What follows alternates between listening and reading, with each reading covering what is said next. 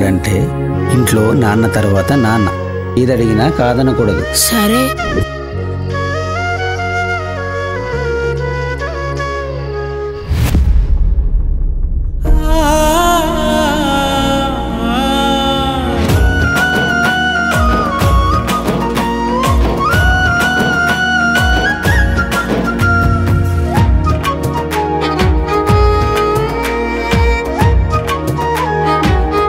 నువ్వు మాయలోడిరా, మాటలతోనే మాయ చేసేస్తావు.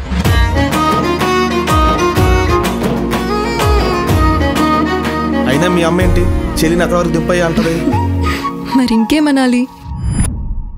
వానికి ఇంట్లో పని ఎక్కువైంది, బయట పని ఏం చేస్తాడు? కష్టపడ్డా, పని చేసిన, అలసిపోయినా, మందేసిన. అయితే ఏంటి? ఇది ఆ శివన ఈ శివన ఇప్పుడు అత్త శివ దాకా పోయింది అనుకో.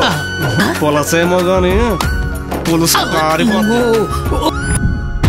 అమ్ముకోండి బాబాయ్, అమ్ముకోండి. మీ ఓట్లు, ఇల్లు, వాకిలు, మీ జీవితాలు కూడా అమ్ముకోండి.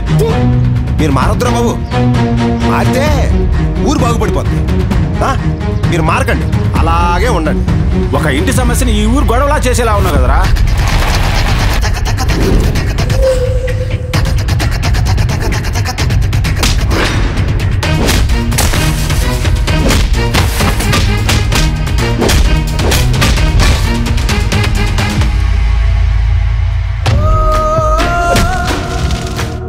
తను ఒక్కసారి ఇంటి గడప దాటిన మరుక్షణం ఇంట్లో మనుషులు చచ్చారనుకోమని చెప్పు.